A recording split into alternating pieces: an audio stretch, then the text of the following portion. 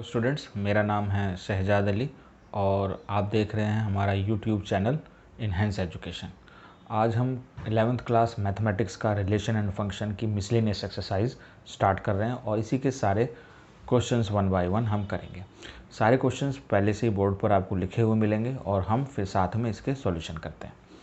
तो अगर अभी तक आपने हमारा ये यूट्यूब चैनल सब्सक्राइब नहीं किया है तो इसको आप सब्सक्राइब कर लें और इसी तरह की और वीडियोस आप देखने के लिए इसको नोटिफिकेशन पर भी बेल को आइकन को दबाएं ताकि आप इंस्टेंटली हमारी वीडियोस ले सकें।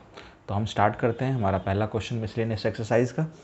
और अभी तक आपको सारी नॉलेज है, सभी तरह के क्वेश्चंस अटैम्प्ट कर चुके हो, तो अब कोई प्रॉब्लम होनी नहीं चाहिए और इसमें सभी कंसेप्ट्स अब आपके सामने आएंगे। तो यहाँ पर देखिए रिलेशन है, रिलेशन से ही हम फंक्शन बनाते हैं, लेकिन अभी यहाँ पर एक रिलेशन कहा गया है f को और फंक्शन रिलेशन जो है वो इस तरह से डिफ़ाइन किया गया है। ये आपको डिफ़ाइन किया गया है, यानी अलग अलग x की वैल्यूज़ के लिए आपका रिलेशन इस तरह से हो सकता है। तो ये एक रिलेशन बोला गया है इस f को हम फंक्शन बोलते हैं, लेकिन यहाँ पर अभी इसको बोला गया है कि ये अभी रिलेशन है। इस तरीके से एक रिलेशन और लिया गया है, उसको g कहा गया है और इसको इस तरह से डिफ़ाइन किया गया है। तो ये भी कुछ वैल्यूज़ के लिए डिफ़ाइन है और हमारे पास जो डोमेन होगा वो बहुत क्लियर है कि यहाँ डोमेन को दो पार्ट में ब्रेक किया गया है। 0 to 3 के बीच में अगर वैल्यूज़ हैं तो हम फंक्शन को x² लेंगे और अगर 3 से 10 तक के लिए है तो फंक्शन ये कंसिडर किया जाएगा 3x। इसी तरीके से gx भी रिलेशन है जो इस तरह से होगा। सॉरी, अभी हम इसको रिलेशन कह रहे हैं, अभी फंक्शन हम नहीं कहेंगे। अभी हमें यहाँ बताना है, आपको शो करना है कि जो f जो है वो फंक्शन होगा, f जो है फंक्शन होगा और g जो है वो फंक्शन नहीं होगा। तो बस हमें ये शो करना है कि f is a function and g is not a function.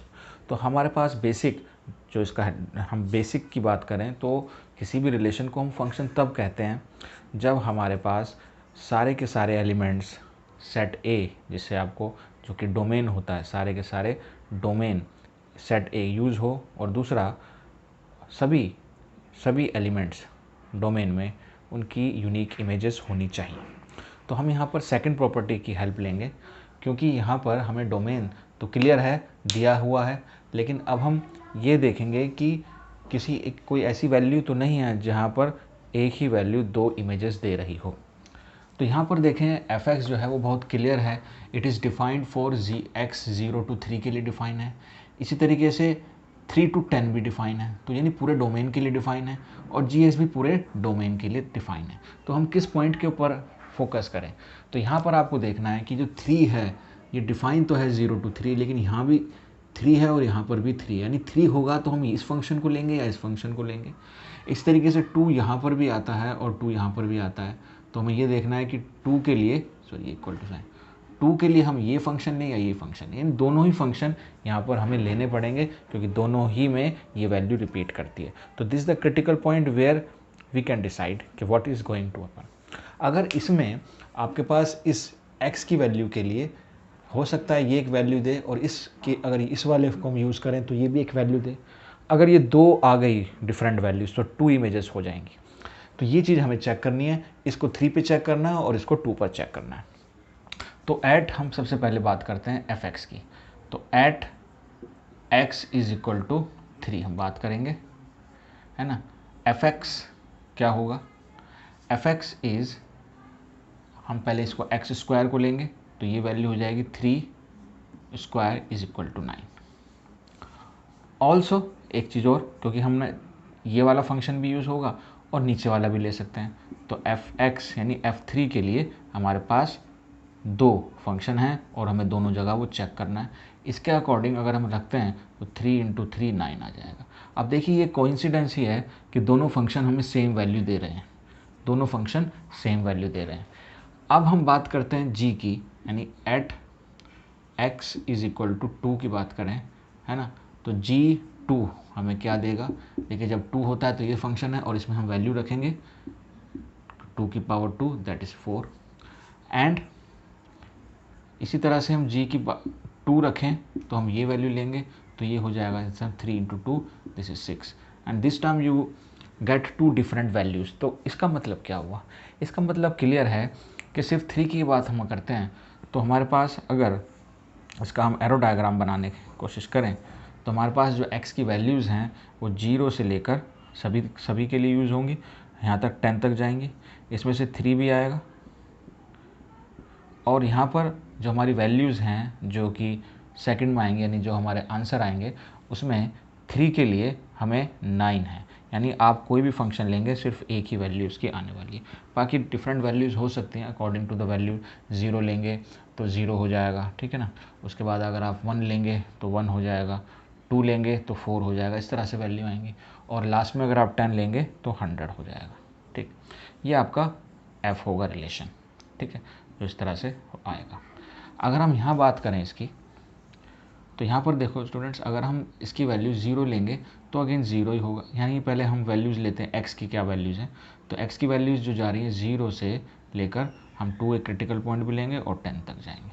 यानी ये नंबर चल रहा है, ये नंबर इस तरह चल रहा है। और यहाँ पर जो वैल्यूज़ आ रही हैं, यानी अगर हमने 0 लिया तो 0 आएगा, 1 लेंगे तो 1 आएगा, 2 लेंगे तो 4 आएगा। तो 2 तक ऐसा हो जाएगा। उसके बाद जैसे हम 3 पर जाएंगे, जैसे हम 3 पर जाएंगे तो 3 वाला हमें क्या देगा? 9 देगा। तो कुछ इस तरह के नंबर होंगे। लेकिन 2 पर यहाँ रखेंगे तो 4 आएगा और यहाँ रखेंगे 2 तो यहाँ पर 6 आएगा। तो एक नंबर 6 भी है। तो बस यहाँ गड़बड़ हो गई, क्योंकि मैंने बताया था कि v नहीं बनना चाहिए, यानी कि डाइवर्जिंग केस नहीं होना चाहिए, यानी 2 की 2 इमेजेस है ना। तो इसलिए हम यहाँ कहेंगे तो f x is well defined for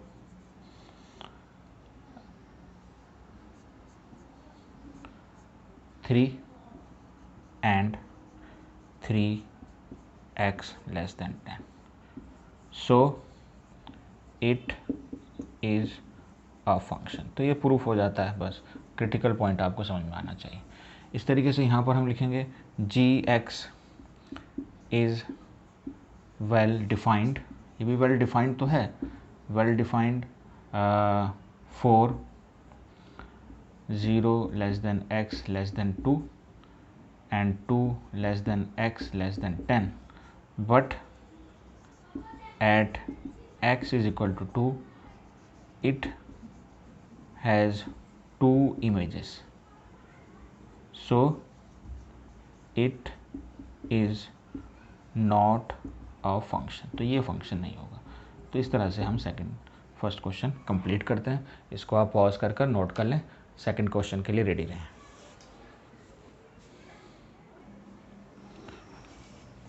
question 2 और 3 आपके सामने है स्टूडेंट्स।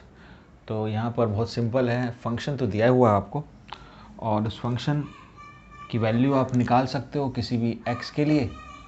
तो इसका भाई यूज़ करना है आपको इस एक्सप्रेशन में और ये निकालना है आपको, ठीक। तो यहाँ सिर्फ कुछ नहीं करना, आपको वैल्यूज़ रखनी, यानी x की जगह अगर आप 1.1 रखेंगे तो जाएगा 1.1 स्क्वायर। तो सीधा मैं यहाँ वैल्यू रख दूँगा 1.1 होल स्क्वायर माइनस, अब x की जगह वैल्यू 1 आ जाएगी तो यहाँ पर हो जाएगा 1 स्क्वायर। तो ये आपको फंक्शन का सिर्फ एक वैल्यूज़ किस तरह से पुट करनी है, शायद वो आपको बताना चाहता है कि what is the meaning of this 1.1 minus 1। And function में वैल्यू डालने के बाद ये सिंपली ऐसा नहीं होगा, it takes the value according to the given function. बस नीचे तो ऐसे ही रहेगा, इसको 1.1 में से इसको माइनस करेंगे तो ये आपका 0.1 आने वाला है। अब इसको थोड़ा सॉल्व करते हैं आप। 1.1 का हो जाता है 121 और 2 के बाद यहाँ पर पॉइंट आ जाएगा, ये आपका 1 ही होगा, ये हो जाएगा, ये आपने पहले ही कर लिया, 0.1 आ गया। तो this would be equal to 0.21 is equal to 0.1। Okay, तो ये कितना आने वाला है, यहाँ से अगर आप हटाएंगे ये तो ये एक पॉइंट, तो ये जाएगा आपका, this is 20, this is 10, 10 cut जाएगा, तो this is 2.1, this is your answer. Okay, बहुत सिंपल ये वाला क्वेश्चन है जिसके अंदर हमें डोमेन निकालना है। डोमेन के क्वेश्चन बहुत इंपॉर्टेंट होते हैं और यही क्वेश्चन पूछे भी जाते हैं। अब देखिए आप किस तरह से सोचते हैं, जैसे आपके पास डोमेन के लिए पूछा जाता है तो आप क्या सोचिए, क्या आपकी थिंकिंग होती है, फंक्शन को देखकर आपका फर्स्ट इंप्रेशन क्या होगा कि मुझे क्या करना है। देखिए डोमेन जब आपको निकालना हो तो you need to know what is the problem which what the value of x creating a problem, यानी ऐसी क्या है जिसके अंदर प्रॉब्लम हो सकती है, what values of x you can take so that this function is can not defined, क्या आप रखेंगे। तो इस तरह के जो फंक्शन होते हैं P x by Q x, है ना, अगर आपके पास फंक्शन इस फॉर्म में दिया हुआ है, यानी कि रेशनल पॉलिनोमियल है यहाँ पर ही इस तरह से है, तो यहाँ पर सीधा सीधा बहुत ही बेसिक जो चीज़ होती है कि कभी भी ये जो नीचे वाला जो आपका टर्म है, ठीक है, चाहे पॉलिनोमियल हो या कोई भी नंबर क्यों ना हो, ये ज़ीरो नहीं होना चाहिए। तो क्या नहीं होना चाहिए उसी को फॉलो करते हैं हम, और आगे देखते हैं कि उन चीज़ों को हटा देते हैं। अब हटाएंगे किस में से, क्योंकि यहाँ पर x है और x can take any values, तो हमारे पास बेसिकली सारी वैल्यूज़ अवेलेबल है for domain, but we will exclude those values of x which creating problem which making this expression zero। तो देखते हैं ये एक्सप्रेशन ज़ीरो नहीं होगा तो कौन कौन सी वैल्यूज़ को x को छोड़ना पड़ेगा हमें। तो हम यहाँ फॉर डोमेन निकालने के लिए हमें क्या करना है, सिर्फ अब ये बात समझ में आ गई कि आपको सोचना क्या है, डोमेन के लिए आपकी अप्रोच क्या होनी चाहिए। तो यहाँ पर जो नीचे वाला एक्सप्रेशन है विच इज़ क्यू एक्स, तो जो भी एक्सप्रेशन हो उसको आप बेसिक नॉलेज से देखें कि क्या नहीं होना चाहिए और आगे इसको प्रोसीड करें। अब ये क्वाड्रेटिक इक्वेशन है, इसको सॉल्व करना आपको आता होगा, तो ये हो जाएगा आपका x square minus 6x minus 2x plus 12 that can not be equal to 0। So x common, x minus 6, here minus 2 common, this is again x minus 6, that cannot be equal to 0। okay, so x minus 6 and x minus 2, these two cannot be equal to 0, यानी कि x cannot be equal to 6 और x cannot be equal to 2, ये नहीं होना चाहिए। So domain क्या होगा, बहुत ही क्लियर हो जाएगा। डोमेन हम सारी, जैसे मैंने बताया था, रियल आर तो सब वैल्यू ले सकता है, लेकिन अगर हम x की वैल्यू 6 रख देंगे तो ये एक्सप्रेशन 0 हो जाएगा, और अगर 2 की वैल्यू भी 0, x की वैल्यू 2 रख देंगे तब भी ये एक्सप्रेशन 0 हो जाएगा, जो हमें नहीं चाहिए। तो हमें ये 2 पॉइंट्स यहाँ से हटाने होंगे, यानी 0 एंड 2, इसको हम इस तरह से लिखते हैं, यानी real number, here R represents real number, ठीक है। तो ये रिलेशन ना समझें इसको, तो ये होगा आपका डोमेन। तो आई होप डोमेन की जो अप्रोच है या बेसिक आपकी थिंकिंग होनी चाहिए, क्या होनी चाहिए, वो आपको समझ में आ गई होगी। तो this is how we can do this question. तो इसको आप पॉज करके नोट कर लें, तब हम थर्ड क्वेश्चन करेंगे। तो आई थिंक आपको डोमेन और रेंज के क्वेश्चन समझ में भी आ रहे होंगे, और अगर आपको थोड़ा कंसेप्ट में प्रॉब्लम है डोमेन और रेंज और वो क्या होते हैं, अभी थोड़ा सा आप स्ट्रगल कर रहे हो, तो हमारी फर्स्ट वीडियो, इसकी introduction video relation and function, वो आप जाकर देखें, वो अवेलेबल है एनहेंस एजुकेशन यूट्यूब चैनल पर ही, प्लेलिस्ट में भी आपको मिल जाएगी, और आपका आई का बटन पे भी आप दबाओगे तो आप सीधा उस पर लिंक कर जाओगे, ठीक है। तो डोमेन और रेंज, इसमें भी आपको पूछा गया है दोनों में, और आपके पास डिफरेंट फंक्शन हो सकते हैं ऐसा पूछने के लिए। तो हमारे पास इस टाइम फंक्शन ये दिया हुआ है, तो बहुत सारे क्वेश्चंस आप देखोगे कि डोमेन और रेंज के बनेंगे। तो आप जितनी प्रैक्टिस करें इतना कम है, लेकिन वैरायटी ऑफ क्वेश्चंस आपको करने पड़ेंगे। तो इसमें भी डोमेन एंड रेंज पूछा गया, तो 1 बाय 1 देखिए निकालते हैं। कम से कम ये 2 क्वेश्चन जो आपके एनसीईआरटी के हैं, ये तो आपको मास्टर होने चाहिए, और ज़्यादा मुश्किल भी नहीं है। तो मैंने बताया था डोमेन को निकालना सबसे मेन। डोमेन निकालने के लिए हमें सिर्फ क्या देखना होता है कि क्या हमारे पास वैल्यूज़ हैं जो हमें प्रॉब्लम करेंगे फंक्शन को डिफाइन करने में। तो अगर हमारा ये फंक्शन है, तो इसके अंदर देखिए अंडर रूट की जो प्रॉब्लम्स होती हैं डोमेन की, उसको अच्छी तरह समझ लीजिए। अंडर रूट वाली प्रॉब्लम्स कि अंडर रूट के अंदर अगर नेगेटिव साइन आ जाएगा तो प्रॉब्लम क्रिएट हो जाती है, यानी हम सीधा के सीधा अंदर के जो एक्सप्रेशन है उसको हम पॉजिटिव ले सकते हैं या ज़ीरो भी ले सकते हैं। तो हम यहाँ ये करेंगे, तो domain, for domain, okay, domain अगर हम निकालें तो ये जो प्रॉब्लम क्रिएट करेगा, इसके लिए हमें क्या करना है कि जो अंदर नेगेटिव, जो अंडर रूट के अंदर की जो वैल्यूज़ हैं उसको हमेशा आपको पॉजिटिव या इक्वल टू 0 करना है। तो यहाँ से अगर आप करोगे, ये आपकी जो इक्वेशन बनेगी, इनइक्वेशन बनेगी, इससे आप सीधा सीधा डोमेन निकाल सकते हो। तो यहाँ पर x की वैल्यू जो होगी वो क्या होगी, greater than and equal to 1। तो बेटर है विजुलाइज करना आप इसको। तो विजुलाइज करेंगे तो हमारे पास अगर ये 1 है यहाँ पर, तो 1 से बड़ी है और 1 भी है, तो जो होता है नंबर क्रिटिकल पॉइंट, उसको हम थोड़ा डार्क सर्कल में करते हैं, क्योंकि उसको भी हमें लेना होता है, और इससे बड़ा वैल्यूज़ तो हम इसकी राइट साइड की तरफ चलेंगे, और राइट साइड क्या होता है, पॉजिटिव साइड होती है। ठीक है, तो इसका जो डोमेन हो जाएगा वो 1 तो होगा, और ये क्लोज इंटरवल रहेगा क्योंकि 1 भी इंक्लूडेड है, और यहाँ पर आ जाएगा प्लस इन्फिनिटी। तो यहाँ हम इन्फिनिटी के लिए हमेशा क्या लगाते हैं, ओपन इंटरवल लगाते हैं, क्योंकि हम इन्फिनिटी की कभी बात करते नहीं हैं, हम वहाँ पहुँच भी नहीं पाते हैं। तो ये आपका डोमेन हो जाएगा इस तरह से। रेंज के लिए हमें क्या करना होगा, देखें अब हमें पता चल गया है कि हमारा डोमेन क्या है, एक्स क्या क्या वैल्यूज़ ले सकता है। ठीक है, अब रेंज निकालने के लिए हम एफ एक्स को, क्योंकि वाई भी लिख सकते हैं, तो इसको हम ऐसे लिख सकते हैं, y is equal to under root x minus 1। तो हमारा काम ये होता है, यहाँ पर हम क्या करेंगे, जो थिंकिंग है रेंज निकालने के लिए, हम x को इन टर्म्स ऑफ y लिखेंगे। तो x in terms of y, तो उससे होगा क्या, इन टर्म्स ऑफ y लिखेंगे। ठीक है, यानी हमें x को एक साइड लाना होगा, जैसे y है, तो हम जब इसको इस तरह से करेंगे तो उसको स्क्वायर करना पड़ेगा for both side, and this become x minus 1।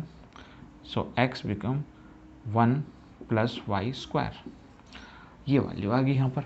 अब ऐसा करने से हमें हेल्प क्या मिलेगी, क्योंकि हम x को ऑलरेडी डिफाइन कर चुके हैं इन डोमेन कि क्या क्या वैल्यूज़ हो सकती हैं। ग्रेटर देन 1 हो सकता है, जब ये ग्रेटर देन 1 हो सकता है तो ये x के बराबर ही है, it should be greater than equal to 1।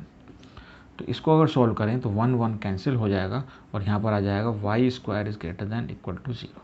तो ये हमें देगा हमारी रेंज की वैल्यू, यानी y की क्या वैल्यू लें कि हमेशा उसका स्क्वायर करें तो वो 0 हो या 0 से बड़ा हो। तो y 0 ले सकते हो आप, तो 0 के बराबर हो जाएगा। अगर मैं 1 लेता हूँ तो 1 का स्क्वायर 1 होगा, तब भी 0 से बड़ा हो जाएगा। अगर मैं -1 लेता हूँ तब भी ऐसा होगा, यानी y की सभी वैल्यूज़ के लिए कंडीशन सेटिस्फाई करेगी। यानी इसका मतलब सीधा सीधा क्या है, इसका मतलब सीधा सीधा ये है कि y जो है वो इस वैल्यूज़ के लिए आता है, यानी -+2। ओके, सभी वैल्यूज़ यहाँ पर वो इंक्लूड करेगा। इसको यहाँ लिख देते हैं थोड़ा, y इज़ फॉर -∞ टू +∞। तो क्या यही हमारा रेंज हो जाएगा? नहीं। देखिए आप बच्चों यहाँ ध्यान ये देने वाला है कि खाली इस कंडीशन से आप जल्दीबाजी ना करें और इसको रेंज ना समझ लें, क्योंकि एक कंडीशन आपकी ऑलरेडी है और वो ये फंक्शन है, यानी y इसके बराबर है। और जब भी कोई अंडर रूट होता है तो आपको मैंने पहले एक बात बताई थी कि अंडर रूट जो होता है ना, ये क्या करता है, पॉजिटिव वैल्यू देता है, ओनली पॉजिटिव वैल्यू। यानी हमारी जो y की वैल्यू है वो ऑलवेज पॉजिटिव आने वाली है, यानी नेगेटिव का तो उसके अंदर चांस ही नहीं है। यानी यहाँ पर y जो है वो पॉजिटिव वैल्यू देगा ग्रेटर देन 0। ओके, और ये क्या दे सकता है, 0 भी दे सकता है। तो इन दो कंडीशंस को हमें यहाँ ओवरलैप कराना होगा। This is condition 1 and this is condition 2। तो इससे हमें फिर रेंज क्लियरली निकलेगी। तो फ्रॉम 1 एंड 2। ठीक है, अगर आप देखो इसको अंडरलाइन इस पर, तो y की वैल्यू क्या होगी, -∞ टू +∞, इस तरह जा रही है दोनों। लेकिन यहाँ इसके अकॉर्डिंग क्या हो रही है, अगर ये 0 है तो ये कह रहा है कि ग्रेटर देन दिस, यानी ये वाला पॉइंट भी आएगा और इससे ग्रेटर देन। तो पूरा तो ये आ ही रहा था यहाँ से लेके यहाँ तक, तो जो ओवरलैपिंग रीजन होगा वो ये वाला होगा। ठीक है ना, तो रेंज इसके अकॉर्डिंग आ जाएगी। नहीं, दो बातों को हमें लेना है एक साथ।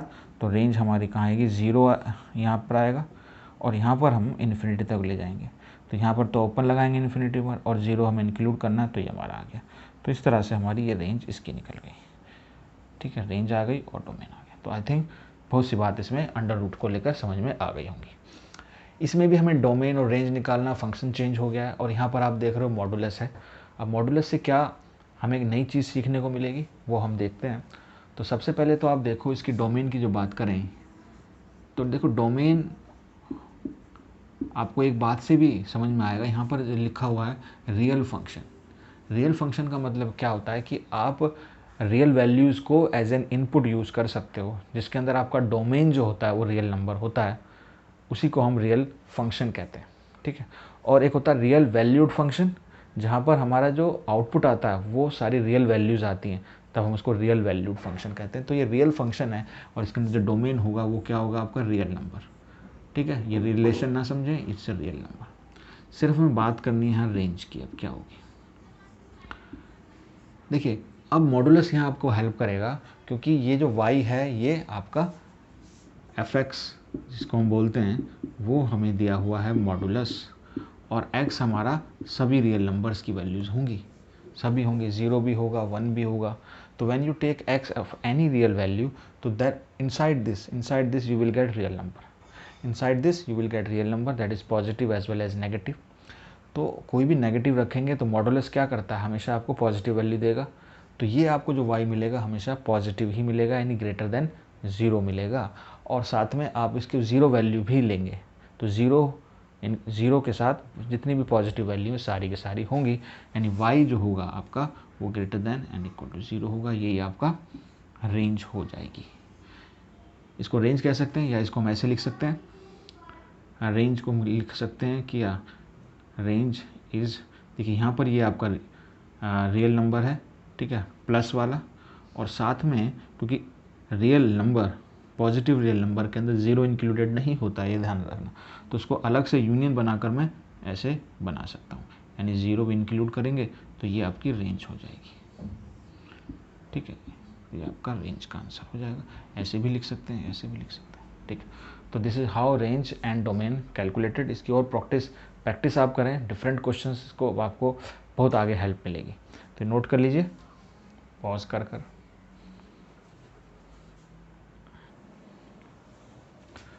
तो students question 6 and question number 7, इसमें आपको फंक्शन डिफाइन है f, और ये फंक्शन अब डिफरेंट आ गया है और आपको मौका मिला है एक बार फिर रेंज निकालने के लिए। डोमेन तो नहीं पूछा है, और डोमेन इसके अंदर एक्चुअली दिया हुआ है, ये फंक्शन जो है फ्रॉम R टू R है ना। अगर फंक्शन को पता हो किस सेट से किस सेट में जा रहा है तो दो बातें तो क्लियर हो जाती हैं कि जो पहला और दूसरा सेट होता है ये तो आपका हो जाता है डोमेन, और दूसरा जो हो जाता है वो हो जाता है कोडोमेन। तो क्योंकि ये बिल्कुल अंडरस्टूड थी, दो बातें ऑलरेडी गिवन है, बस हमें रेंज नहीं मालूम, वही आपसे पूछी हुई है। तो रेंज निकालने के लिए हम देखते हैं कि व्हाट इज़ द वैल्यू। देखिए यहाँ पर फंक्शन को बनाया गया है एक सेट की फॉर्म में, ठीक है ना। यहाँ पर ये वैल्यू x है और ये वैल्यू y होती है, और ये एक्चुअली रिलेशन होता है, फंक्शन होता है। तो यहाँ पर जो फंक्शन है f(x) वो है आपका x² अपॉन 1 + x²। तो अप्रोच हमारी वही वाली है पहली, कि हम क्या करेंगे, हम करेंगे x in terms of y। तो हमें एक इनिशियल स्टेप मिल जाता है डोमेन और रेंज दोनों के लिए, मैंने बताया। तो आपका इनिशियल स्टेज हो गया, तो इसको हम y लेंगे, और ये हो जाएगा आपका x² अपॉन 1 + x²। अब थोड़ा सा इस एक्सप्रेशन पर अगर आप गौर करें तो आप देखेंगे कि x की वैल्यू तो हमारी क्या है, x की वैल्यू सभी रियल नंबर है। तो अगर हम कोई भी वैल्यू लें तो पूरी की पूरी क्वांटिटी जो है, इसमें कोई नेगेटिव टर्म्स इन्वॉल्व है ही नहीं, और x और x² दोनों दिए हैं, तो पूरी की पूरी क्वांटिटी क्या होगी, ये पॉजिटिव होगी, पूरी की पूरी क्वांटिटी पॉजिटिव होगी। और इस पॉजिटिव क्वांटिटी की मिनिमम वैल्यू क्या हो सकती है, देखिए अगर मैं x की वैल्यू 0 लूँ, जो ले सकता हूँ मैं, तो यहाँ 0 हो जाएगा, और नीचे कुछ भी हो फिर वो 0 ही होना है, यानी मेरी एक जो मिनिमम वैल्यू आएगी वो 0 आएगी। पहली बात ये, अब 0 से सारी पॉजिटिव वैल्यू की तरफ मेरे को एक हिंट मिल गया कि मेरी वैल्यू हो सकती है। लेकिन यहाँ अगर आप देखें कि जब हम न्यूमरेटर और डिनोमिनेटर की फॉर्म में इस तरह से लिखते हैं, और अगर डिनोमिनेटर हमारा बड़ा होता है न्यूमरेटर से, तो इसकी जो वैल्यू होती है ना, इसकी वैल्यू क्या होगी फिर, then this value is less than 1 होगी, this value is less than 1, ये आप जानते हो। यानी डिनोमिनेटर अगर न्यूमरेटर से बड़ा होगा तो आपका जो ये वैल्यू आएगी ये 1 से छोटी होगी। तो 0 से स्टार्ट होगी और 1 से छोटी होगी, यही आपकी रेंज हो जाएगी। यानी y बिलोंग्स टू 0 से स्टार्ट होगी, यानी 0 वैल्यू तो कन्फर्म्ड होगी। जैसे आप 0 रखेंगे 0 रखेंगे तो 0 ही होना है, तो ये कन्फर्म्ड है। कन्फर्म का मतलब, मैं कहने का मतलब है कि मुझे यहाँ क्लोज्ड लगाना है इंटरवल, और इधर जो है वैल्यू मेरी 1 तक जा रही है, लेकिन 1 होगी नहीं। 1 तभी होगी जब ये दोनों बराबर हो जाएंगे, और ये पॉसिबल नहीं बराबर हो, ठीक है। तो 1 मेरा ओपन आएगा, यानी ये ओपन इंटरवल आएगा, तो ये मेरी रेंज आ जाएगी, ठीक है। This is called range. मैं इसको ऐसे भी ले सकता हूँ, रेंज इज 0 and 1, ठीक है। दिस इज हाउ, ठीक है। चलिए, ये तो बहुत ही ईजी क्वेश्चन है, इसके अंदर अलजेब्रा ऑफ फंक्शन का इस्तेमाल किया गया है, यानी कि f + g, f - g and f/g, यानी addition of function, subtraction of function and division of function. तो ये बहुत ज़्यादा प्रॉब्लम वाला नहीं है, बहुत ही सिंपल है। यहाँ पर आपको f एज ए फंक्शन दिया हुआ है, g भी एज ए फंक्शन दिया हुआ है। बस आपको करना क्या है, f और g में सिर्फ जिस तरह सिंपली हम ऐड करते हैं उस तरह से ऐड हो जाएगा। यानी ये हो जाएगा फंक्शन पहला x+1 और दूसरा g है यहाँ पर, तो g आ जाएगा आपका प्लस 2x - 3। तो x क्या हो जाएगा 3x और ये हो जाएगा -2। तो ये आपका सिंपल हो गया। तो ये तो बहुत बच्चों वाला सा है, f - g, तो ये होगा आपका x+1। अब ये साइन चेंज हो जाएंगे, -2x और ये हो जाएगा +3। तो इस टाइम ये हो जाएगा -x एंड +4। तो ये इसका आंसर हो जाएगा, ठीक है। एंड f/g ये भी ऐसे होगा आपका x+1 और नीचे हो जाएगा आपका 2x - 3। अब एक कंडीशन यहाँ पर है कि ये वैल्यू 0 नहीं होनी चाहिए, तो 0 नहीं होनी चाहिए इसका मतलब 2x - 3 can not be equal to 0, यानी 2x can not be equal to 3, x can not be equal to 3/2। तो यहाँ हम लिख देंगे साथ में कि x can not be equal to 3/2, ये 3/2 नहीं होना चाहिए। तो ये इस तरह से इसका आंसर भी हो जाएगा। Pause and note it down. देखिए स्टूडेंट्स, क्वेश्चन नंबर 8 और 9 लिखे हुए हैं और इसमें 3 पार्ट हैं, इसमें जगह सब छोड़ी हुई है जिस तरह से हमें क्वेश्चंस को करना है उतने के हिसाब से। तो यहाँ पर एक फंक्शन आपको दिया हुआ है और इस टाइम ये आपको दिया हुआ है रोस्टर फॉर्म में फंक्शन, ठीक है। ये आपको देख सकते हो, हाईलाइट कर दिया मैंने, ठीक है। ये ऑर्डर्ड पेयर बने हुए हैं यहाँ पर, तो यहाँ से आप डोमेन और रेंज पता लगा सकते हो। और ये फंक्शन जो है वो इंटीजर टू इंटीजर जा रहा है, ठीक है। फंक्शन आपका ये बना हुआ है एक्चुअली, इसको इस फंक्शन के हिसाब से ये सारे पेयर्स आपके आए हुए हैं। अब इसमें इन्वॉल्व है ए और बी और इसमें हमारे पास वैल्यूज़ हैं, ठीक है। यानी कुछ ऐसी ए और बी की वैल्यूज़ होंगी जिसके अकॉर्डिंग अगर हम वैल्यूज़ डालें एक्स की तो हमें ये पेयर्स मिलेंगे, ठीक है। यानी अगर हम x की वैल्यू 1 रखें तो ये 1 मिलना चाहिए। तो a और b की ऐसी क्या वैल्यूज़ होंगी, है ना। अगर हम x की वैल्यू 2 रखें तो ये f(x) की वैल्यू कितनी मिलनी चाहिए, 3 मिलनी चाहिए। 0 रखने पर ये आंसर 1 आना चाहिए और -1 रखने पर आंसर -3 आना चाहिए। तो ये सारे हमारे पास रिलेशंस दिए हुए हैं फंक्शन के। तो हमें सिर्फ ए और बी को फाइंड करना है कि what is a and b. तो बहुत सारी कंडीशंस हैं यहाँ पर और हमें 2 की ज़रूरत होती है, 2 अननोन वैल्यूज़ निकालने के लिए। तो मैं अगर देखिए इसके हिसाब से आप समझ जाओगे कि x की वैल्यू अगर मैं 1 रखता हूँ, है ना, यानी कि 1 रखेंगे तो इसकी वैल्यू क्या आएगी, 1 आएगी, ठीक। यानी ये हो जाएगी आपकी a × 1 + b और ये कितना आने वाला, 1 आने वाला, है ना। तो यहाँ मैंने क्या किया, 4 1 एंड 1 इसके स्पेयर के लिए मैंने ये वैल्यू रखी, ठीक है। तो नहीं मेरे को मिल गया a + b = 1 मिल गया, ठीक। तो मेरी एक इक्वेशन आ गई इन a एंड b की फॉर्म में। इस तरीके से मैं अगर सेकंड पेयर लूँ विच इज़ फॉर 2 एंड 3, तो यहाँ पर x की वैल्यू मेरी क्या हो जाएगी, 2, ठीक है। तो मेरा x क्या हो जाएगा, यहाँ पर 2 हो जाएगा और मेरा आउटपुट क्या हो जाएगा, y विच इज़ 3। तो यहाँ पर हो जाएगा f2 = a × 2 + b = कितना आना चाहिए, 3, 3, यानी कि 2a + b = 3। तो ये मेरी सेकंड इक्वेशन आ जाएगी। बस अब आपका काम इजी हो गया। A pair of linear equation in 2 variable type question हो गया। तो मैं इसमें से इसको सब्ट्रैक्ट कर सकता हूँ। बस मेरे a और b की वैल्यू आने वाली है। सब्ट्रैक्ट इक्वेशन 2 फ्रॉम 1, यानी a + b = 1 and 2a + b = 3। Subtract करने के लिए क्या करना, मुझे साइन चेंज करने हैं यहाँ पर। तो ये मेरा कैंसिल हो जाएगा, ये मेरा आ जाएगा -2a और ये आ जाएगा -2, तो माइनस माइनस कैंसिल, a = 1। बस अब आप किसी इसमें डाल दें, किसी भी इक्वेशन में डाल सकते हैं इसकी वैल्यू। तो put value of a in equation 1 में डाल देते हैं।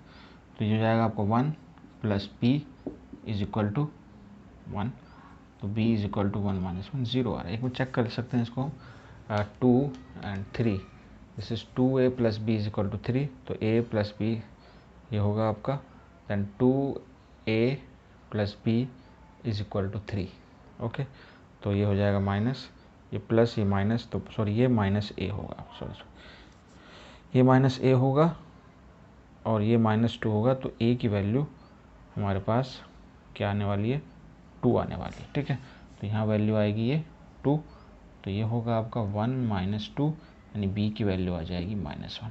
तो ए और बी आपके निकल गए। ठीक है, तो ये आपके आंसर हो गए। और हम फंक्शन को भी लिख सकते हैं in terms of this, which is 2, which is x a x, which is a x plus b था, बी की फॉर्म में लिख दीजिए, a is 2x and this is -1। तो ये आपका fx भी लिख सकते हैं। तो आंसर आपके ये आंसर हो गया आपके। तो this is your question number 8। Okay, so अब देखिए क्वेश्चन नंबर 9।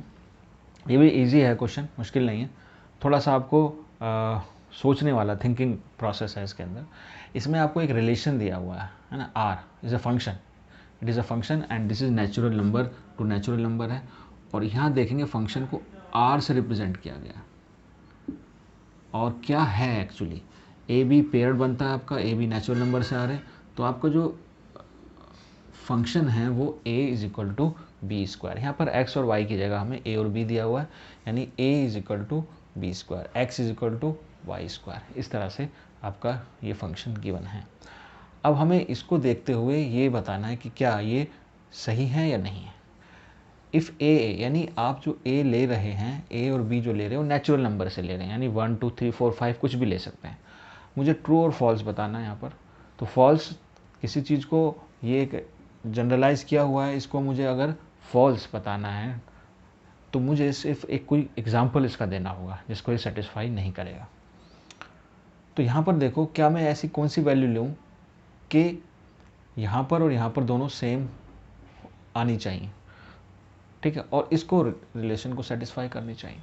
थोड़ा ध्यान देंगे, यानी मैं अगर सपोज फर्स्ट नेचुरल नंबर लेता हूँ 1, जब मैं फर्स्ट नेचुरल नंबर 1 लूँगा तो मेरा a तो आ गया 1, ठीक है, और b क्या आएगा, b भी मेरा 1 आएगा, क्योंकि मैं अब क्या कर रहा हूँ कि मैं a भी वही ले रहा हूँ जो मैं b ले रहा हूँ, यानी मैं फर्स्ट एलिमेंट जो ले रहा हूँ नेचुरल नंबर में से, सेकंड b के लिए भी मैं वही चूज़ कर रहा हूँ, यानी b के लिए भी मैं सेम नंबर ले रहा हूँ, यानी a और a का स्क्वायर। तो क्या ये बराबर है? Yes, it is true, it is true.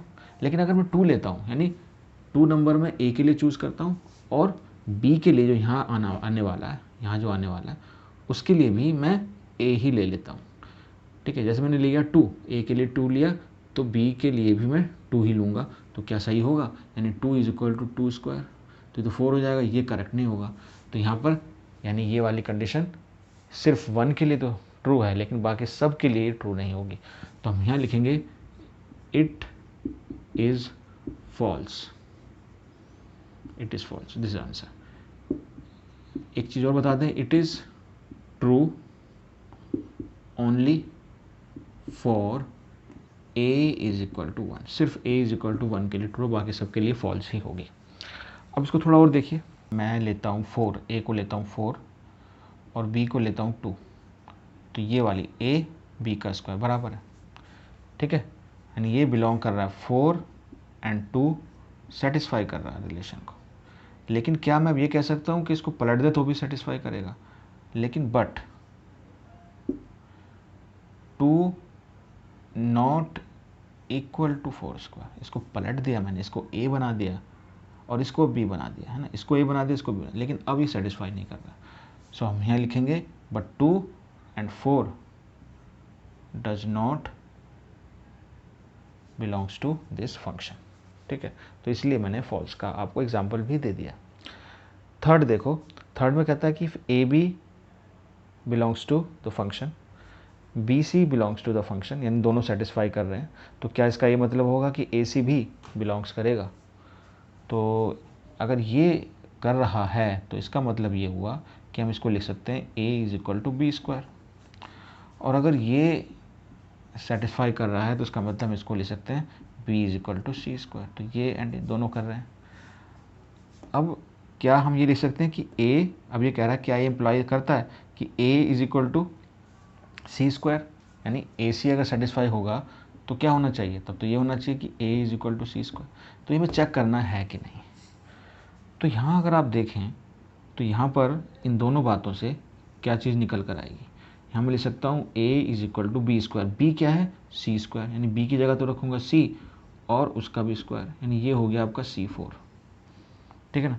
तो ये है, तो this implies a is equal to C4, but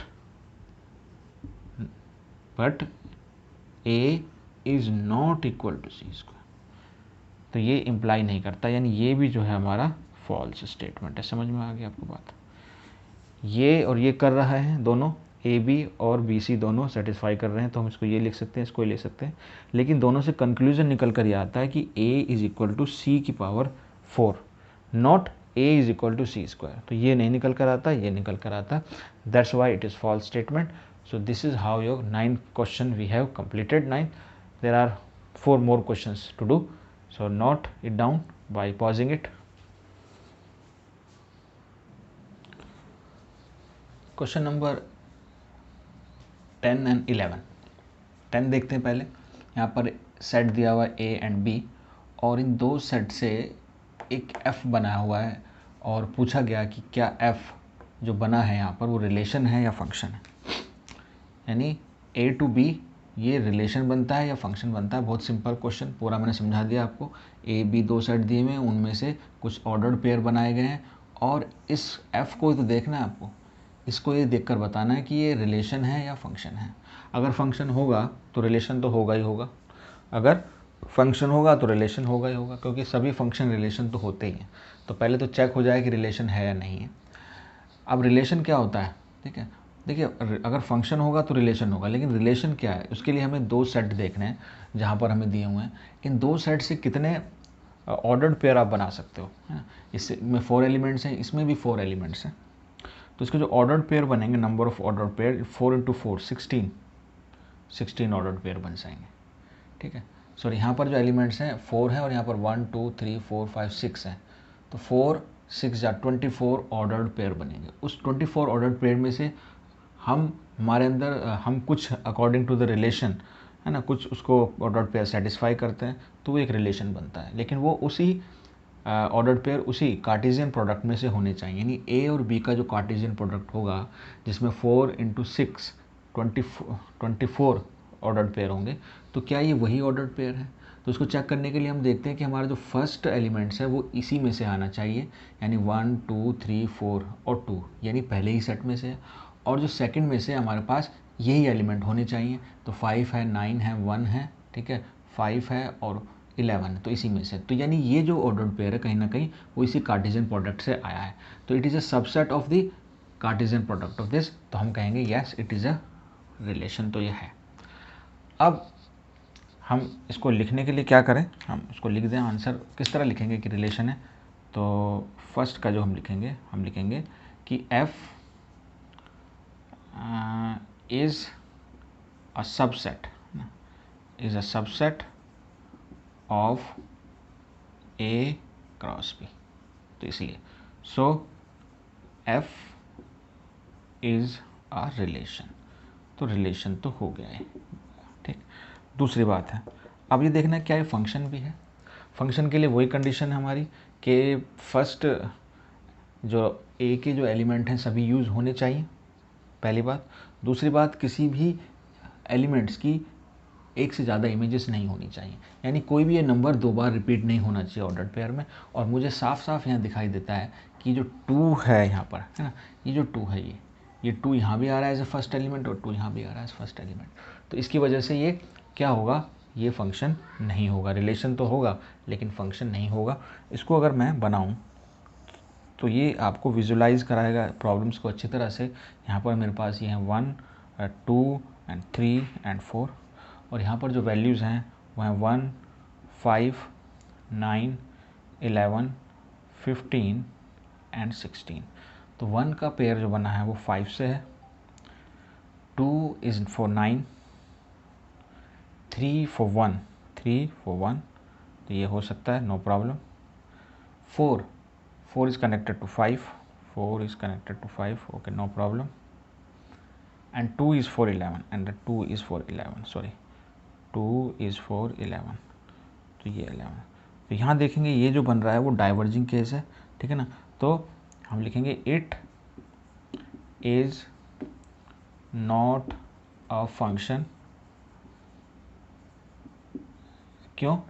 since 2 has more than 1 image, है ना, इन कोडोमेन में ही होती है, तो कहने की जरूरत। तो ये बात हमारा ठीक है। तो यानी कि जो दूसरी बात है वो सही नहीं है, दिस इज़ नॉट ट्रू। चलिए क्वेश्चन नंबर 11। अब यहाँ पर एक फंक्शन जो है, ये फंक्शन है या रिलेशन है, पढ़ लेते हैं। Let f be a subset, subset बताया गया किसका? जेड का, है ना, कार्टेशियन प्रोडक्ट जेड का प्रोडक्ट। जहाँ पर ए ऑर्डर पेयर बनता है ए प्लस बी, तो इससे एक चीज़ बनेगी, एक रिलेशन जनरेट होगा। If F is a function from Z to J, पूछ रहा है कि क्या ये फंक्शन है, आपको बताना है और जस्टिफाई भी करना आंसर को, क्या ये फंक्शन है या नहीं। तो हमारे पास ए और बी की कोई भी इंटीजर वैल्यू हो सकती है, 0, +1, -1 ले सकते हैं आप, और उसके हिसाब से यहाँ पर कुछ ऑर्डर पेयर आएंगे और देखेंगे क्या वो रिलेशन आ रहा है नहीं आ रहा। तो रिलेशन फंक्शन होने के लिए, उसके लिए हम एक ऐसा एग्जाम्पल दें, अगर हमें ये मालूम लग रहा है कि ये भाई फंक्शन नहीं होगा, तो कोई एग्जाम्पल हमें चाहिएगा। तो यहाँ पर ये मेरा फर्स्ट एलिमेंट होगा और ये मेरा सेकंड एलिमेंट होगा, लेकिन ए बी से बना हुआ है यहाँ, और ए बी दोनों इंटीजर से आ रहे हैं।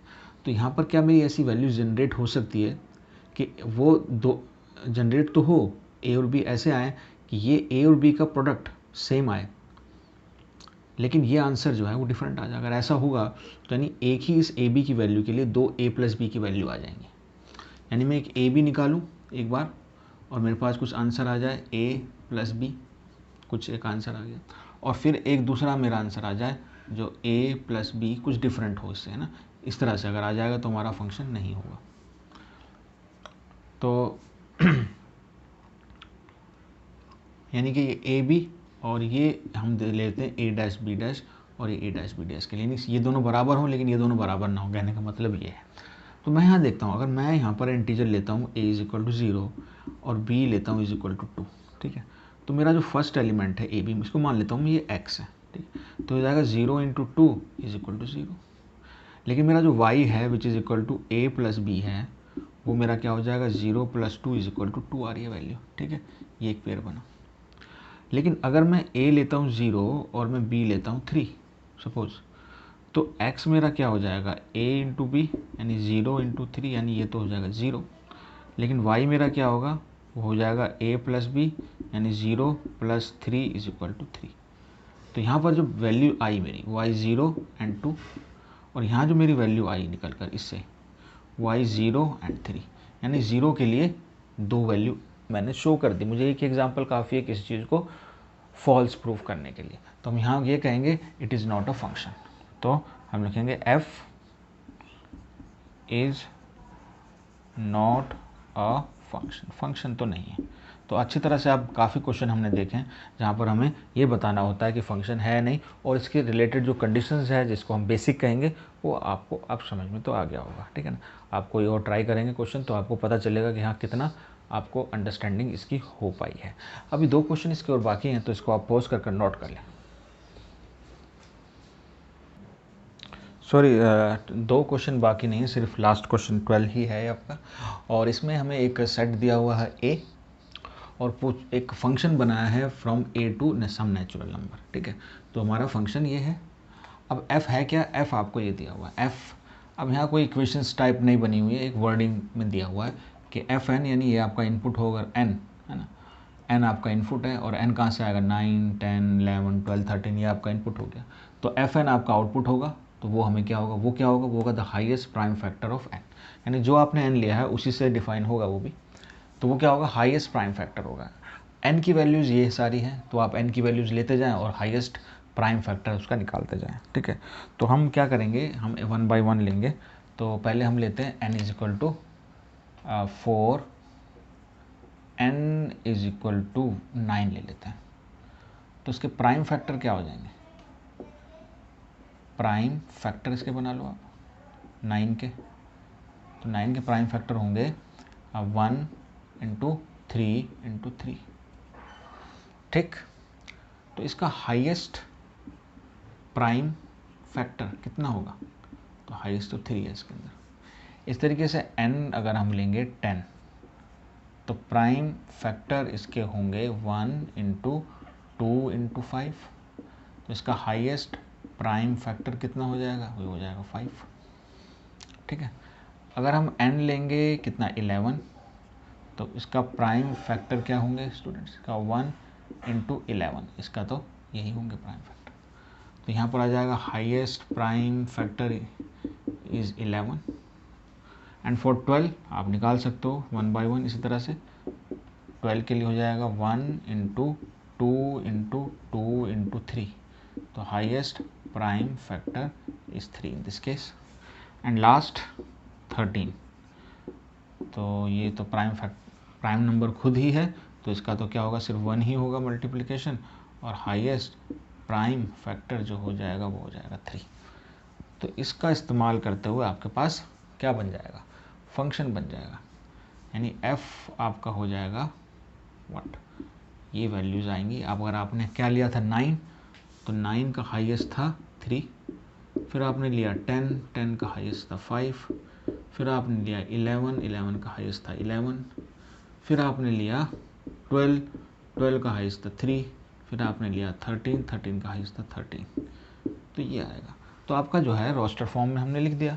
जब रोस्टर फॉर्म में लिखा गया तो अब हमें क्या निकालना है, रेंज। तो रेंज निकालने का एक अलग सा एक क्वेश्चन है, ये कुछ अलग तरह से है, तो रेंज अलग तरह इन्हें हम आएंगे किस तरह से, हम अपना रोस्टर फॉर्म में अगर निकाल लिया तो कोई प्रॉब्लम नहीं होगी रेंज निकालने में। तो रेंज तो आपका set of second elements in the function which is 3, 5, 11, okay 3 already use and 13, तो ये आपका हो जाएगा रेंज। ठीक, तो आई होप ये एक्सरसाइज भी आपको समझ आई होगी, और इससे पहले जो हमने एक्सरसाइज की हैं इसकी वो भी आपको समझ में आई होंगी। और मैंने पहले बताया था कि इन सभी एक्सरसाइज को करने से पहले फर्स्ट हमारी इंट्रोडक्शन वीडियो देखना बहुत ज़रूरी था। तो आई होप आपको सब कुछ सही से समझ आया होगा, इसको आप प्रैक्टिस करें। NCERT इम्पॉर्टेंट इसलिए है क्योंकि इसके क्वेश्चन तो आपको मास्टर होने चाहिए। इसके अलावा आप कंसेप्ट को और अच्छे तरह से समझने के लिए डिफरेंट क्वेश्चंस कर सकते हैं, डिफरेंट बुक्स आप यूज़ कर सकते हैं। इसके बाद हम जो है एग्जाम्पलर बुक्स काफ़ी प्रेफर करते हैं कि NCERT अगर आप कर लेते हो तो आपको लेवल बढ़ाने के लिए एग्जाम्पलर अगर आप कर लेते हैं तो आप अच्छी स्कोरिंग कर सकते हैं अपने बोर्ड एग्ज़ाम में।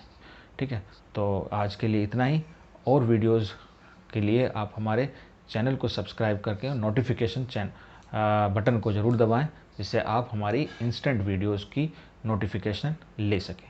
Thank you for watching YouTube channel.